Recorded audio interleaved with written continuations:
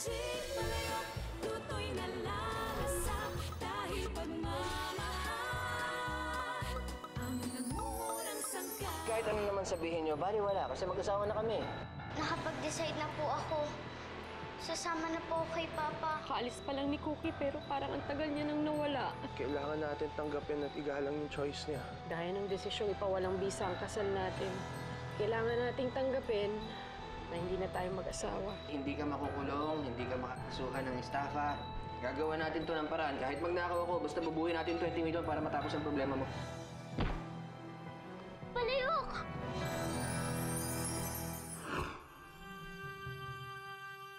Bakit mo ginawa yun? Bakit mo sinaktan si Palayok? Eh, sa bruha? Ang kapal ng mukha niyang pumunta rito, pinagbawalan na nga siya ni Senyora Natasha. Pero hindi mo dapat sinaktan si Palayok dahil kapatid mo siya. Wala na akong pakialam sa kanya. Palibasa kasi, naiinggit ka kaya ka nagkakaganyan. Dahil mas mahal namin siya. Dahil mas magaling siya sa'yo. Mentirosa! Sinungaling ka! Kaya hindi mo siya matalo sa patas na laban. Kaya tinitira mo siya patalikod. Tumahimik ka nga! Hindi mo alam ang mga sinasabi mo! Ayaw mo marinig dahil alam mo ang totoo. Kahit anong gawin mo, hindi ka namin mamahalin dahil masama ka. Galit na galit ka kay Palayok dahil mas daig ka na sa kahit anong bagay. Kung totoong magaling si Palayok, bakit hindi niya malabanan ang gayuma na nilagay ko sa sopas ng papa mo? Gayuma? Hinaluan mo ng gayuma yung sopas na binigay namin kay Papa? Oo. At yun ang dahilan kung bakit baliw na baliw ang iyong papa kay Senyora Natasha. At yun din ang dahilan kung bakit nagbago ang ugali ng papa mo. I can't believe we pulled it off. We are filthy rich again. Mapapayaran ko na lahat ng mga utang ko. I know! I miss this! I miss the feeling na pwede lang natin itapon ng limpak-limpak na pera. Right? But I have you to congratulate for this. Dahil kung di mo inutos si James, siguro natutulog na ako ngayon sa isang matigas na kama sa isang selda sa loob ng kulungan. Sis, come on. Don't be humble like that. You were the one who masterminded this whole operation. Therefore, we both deserve credit for this. That's true, too. Thank you. But, this is not the end. This is just the beginning. Hindi tayo titigil hanggat makuha natin ang lahat ng pag-aari ng ating pamangkin. Let's do it. Let's. Porke silensyo. Natameme ka dahil hindi mo akalain na malalamangan ko si Palayok? Ang tagal kong hinintay na makita ko si Papa. Tapos ganito lang yung gagawin mo, Sandok? Bakit mo ginulo yung lahat? Hindi ako. Si Hermana ang sisihin mo. Mas gusto niya kasing siya lang lagi ang pinupuri mo. Masyado siyang nagdudunong-dunungan. Masyadong arogante. Tinulungan lang ako ni Palayok. Kami ng papa ko. Ikaw ang may kasalanan ng lahat. Siguro inutukan ni ng Auntie Yvonne, no? Silensyo! Walang panunulsol na ginawa ang mga senyora. Ako mismo ang nagdesisyon na tapatan ang posisyon ni Palayok. Alam mo, dapat lang na ginawa ko sa kanya yon para naman mabawasan ang pagiging arogante ng kapatid ko. Ngayon, Ninya, sabihin mo sa akin kung sino sa amin ang mas magaling.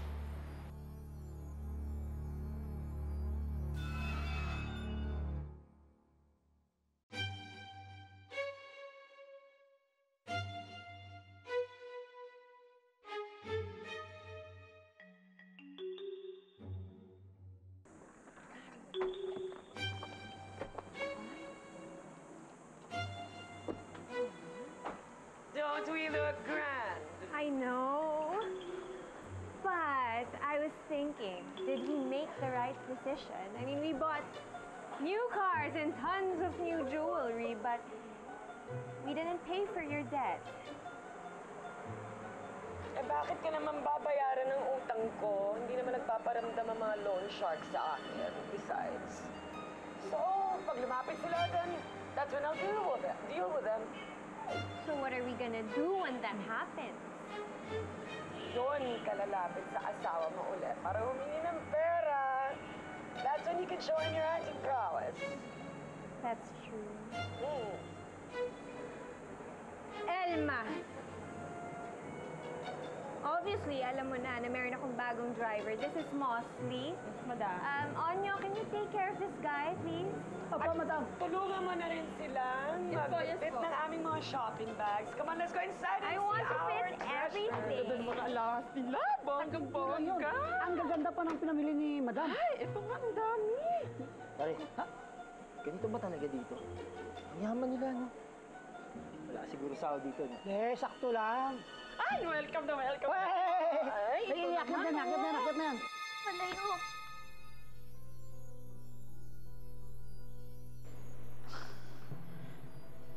Anong nangyari? Sinong pumalo sa akin? Si Sandok po. Galit na galit ako sa kanya. Por qué? Inamin niya na po. Hinaluan niya. Nanggayuma yung sopas na binigay natin kay Papa, kaya mahal ni Papa si Auntie. Qué horror! Paano niya ito nagawa sa'yo? Kung may galit siya sa akin, dapat sa akin na lang. Bakit ka kailangan idamay sa aming mga problema?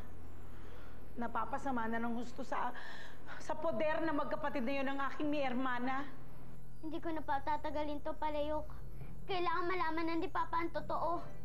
Kailangan masabi ko na sa kanya kung ano yung mga pinagagagawa ni Auntie. Papa! Bakit? Papa, hindi niyo po talaga totoong mahal si Auntie. Okay, ano namang kalokohan to? Papa, hindi niyo po talaga siya mahal kasi ginayuman niya lang po kayo. Gayuma? Naniniwala ka sa gayuma? Papa, totoo po mga sinasabi ko. Alam po nila ang tungkol kay Palayok at saka kay Sandok. Papa, ginamit nila si Sandok para gumawa ng gayuma. Para makuha nila lahat ng minana ko kay Mama. Anong pinagsasabi mo? Sino si Sandok at si Palayok? Papa, nakalimutan niyo na po ba yung nagpunta tayo sa Vigilandia? Vigilandia! Resulta yun ng kabaliwan ko dati, kaya nga munti ako ipasok sa mental ni Mami eh. Hindi ako baliw para maniwala sa mga ganyang bagay, ha? Tigilan mo ako. What's going on here? Auntie Yvonne, Auntie Natasha, sabihin niyo naman kay Papa ang totoo na ginayuman niyo lang siya. What? Oh my God, do you honestly believe everything that this girl says? My dear Cookie, what in the world are you blabbering about? Papa, maniwala naman kayo sa akin. Ginayuman lang nila kayo. Okay. Malapit na ako mapuno. Ayoko na. Pero Papa, hindi ka na talaga mahal. Sinabi nang tumigil ka na eh! Pag ako nakarinig pa ng Palayok at Sandok doon sa bibig mo, tatampaling kita. Ha? Palayok, hindi naniwala sa akin si Papa. Mininya, tahan na. Palayok, sorry ah. Akala ko, ikaw ang may kasalanan kung bakit nagkakaganon si Papa. Akala ko, may mali kang nailagay. Pero hindi pala. Kasalanan lahat to ni Sandok. No, Mininya. Wala kang kailangang ihingi ng dispensa. Bakit? Hindi kaya natin gamitin ang salamangka ng iyong papa para maibalik siya sa kanyang wisyo. Anong gagawin natin? Bakit mo naman sinabi sa bata ang tungkol sa gayuma? Ano ba yung kinagagalit mo, senyora? Por qué? Hindi naman naniniwala sa kanyang papa. Hindi ba? That's not the point. Oras na sabihin ni Cookie sa Palayok na yan ang tungkol sa gayuma mo, siguradong kikilos agad ang iyong ermana. Oo nga, no. Paano kung gamutin nila si James? Exactly. All our efforts will go down the drain. At hindi pa natin nakukuha lahat ng kabuuan ng estate ng aming magaling na pamangkin. No se preocupe, senyora. Huwag kayong mag-alala. Matapang at efektibo ang filtro de amor na aking ginawa. Mahihirapan si Palayok maghanap ng antidote para dun sa gayumang ginawa ko. Well, it better. Because if things don't work, I'm going to begin to think that you're not as smart as you claim to be. Did you hear that? Pag ikaw pumalpak, wala kang kwenta. Gets? Palayok, ano po bang balak mong gawin? kaya kong ibalik ang kaisipan ng papa mo. Alam mo na ang dapat mong gawin, Ninya? See? Vamos! Rapido! Ano ba liwanag? Ano ba yun?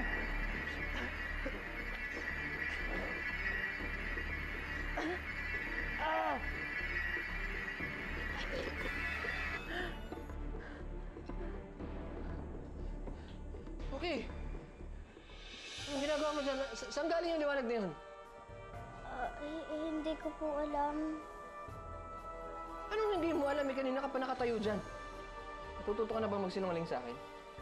Papa, sinusubukan ko po kasi kayong pagalingin eh. Kaya po ginamit ko po itong magic palayok ko.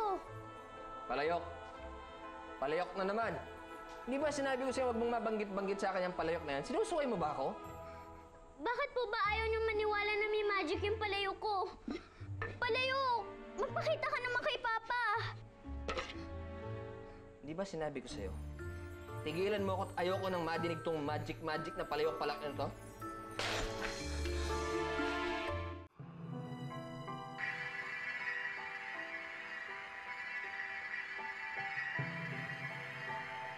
Palayok! Pilar, ano ba ibig sabihin ng papeles na yan?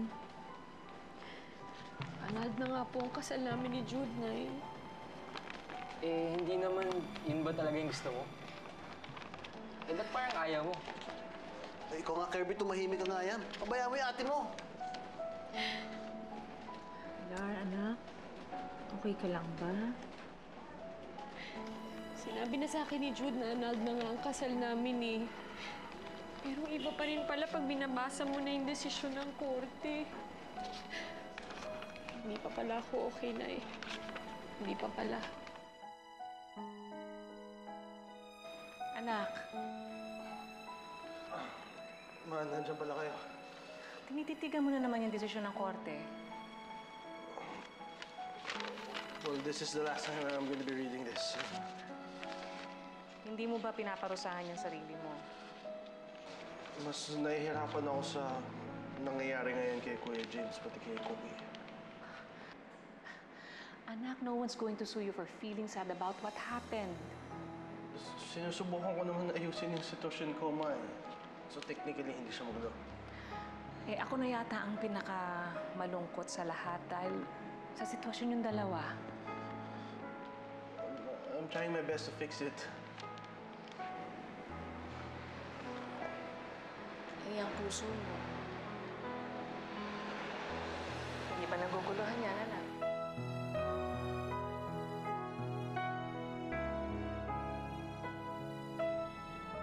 Tama lang naman na nagalit ka dun sa anak mo.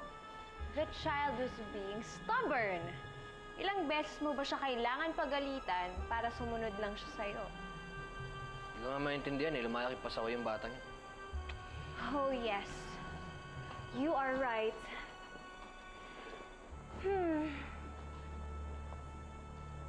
Maybe her mother is to blame for her behavior or the lack of it.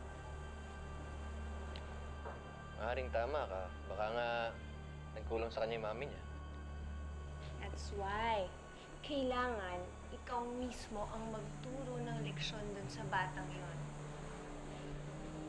I know exactly how to discipline that child.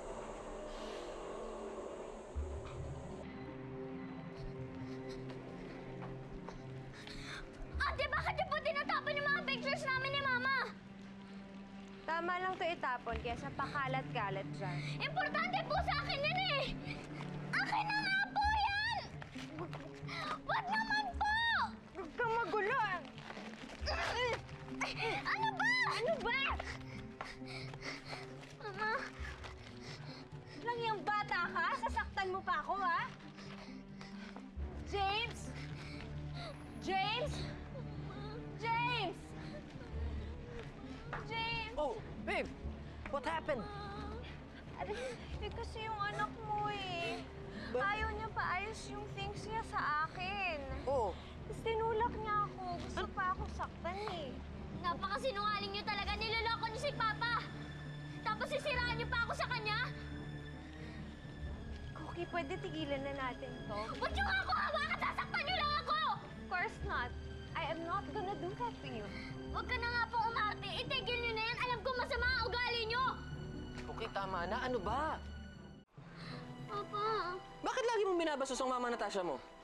hindi ko siya mama! Siya na ang nanay mo ngayon. Hindi! Isa lang ang mama ko at si Mama Isadora yun! Hindi ko makakain na siya ang mama ko! Ayoko sa kanya! Ano bang nangyayari sa'yo? Ba't ka nagkakaganyan? Pilar, may amiga. Palayok, ngayon lang yata kita nakita ulit. Dispensa, mi amiga. Hindi ko na nasabi sa'yo na binisita ko si Cookie. Kamusta na si Cookie? Terrible! Nadiskubre na ni Cookie na ginayuman ni mi Hermana Sandok ang kanyang papa. Gayuma? Talaga? Kaya naman pala nagkakaganon si James eh. Pero nung sinabi ni Nina kay Senyor James ang tungkol sa gayuma, hindi siya naniwala kay Cookie at pinagsungitan pa nga niya si Cookie. Wawa naman si Cookie. Ngayon, papa pa niya nangaapi sa kanya. Hello po, excuse me. May iba pa po kayong order? Wala na. Salamat. Kamusta naman po ang pagkain ninyo? Bago na ba ang chef nyo? Bakit po? Nagbago na kasi ang lasa ng pagkain. Nasaan na yun dati yung chef? Si Chef Pilar. Tama ba? Wala na po siya, sir. Nag-resign na. Naku, sayang. Masarap pa naman siyang magluto. Lumalaki kang bastos? Yan ba tinuro sa'yo ng mama mo? Hindi. Mabait po si Mama. Papatignan mo naman tong picture ni Mama. Sige na, para maalala mo na mabait siya. Na ito lang yung mahal niyo at hindi si Auntie. Cookie, ano ba? Patay na mama mo. Tama na, tigilan mo na kami. Pero Papa, makinig naman kayo sa akin. Sinabi ko na tama na eh. Papa, anong gagawin niyo dyan? Matagal nang patay ang mama mo. Kahit ano gawin mo, kahit ano sabihin mo, patay na siya, wala na siya. Yan ang ipasok mo sa kukote mo. Papa, hindi! Seryoso ka, Gayuma? Naniniwala ka sa Gayuma? Iyon talaga ang nangyari.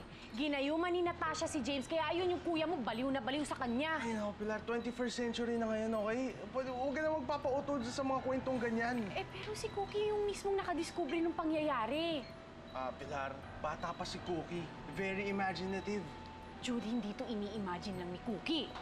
Okay, sige, di niya ini-imagine. So, paano nangyari to? Nakita niyo si Natasha, may kausap siya, tapos may hinahalo sila sa isang malaking batya. Ano? Ganun Alam ba? mo, bakit pa ako nag-aaksaya ng panahon sa kaka-explain sa'yo? Eh, wala rin naman ako mapapala. Ano mo ikaw? Etong dapat mong pagtawanan, no? Yung restaurant mo. Dahil nilalangaw. Tsaka na nga.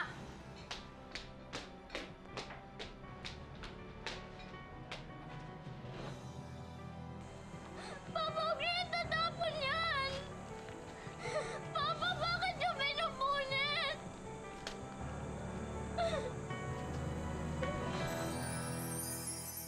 Papa, gusto ko lang po sana mag-sorry sa inyo.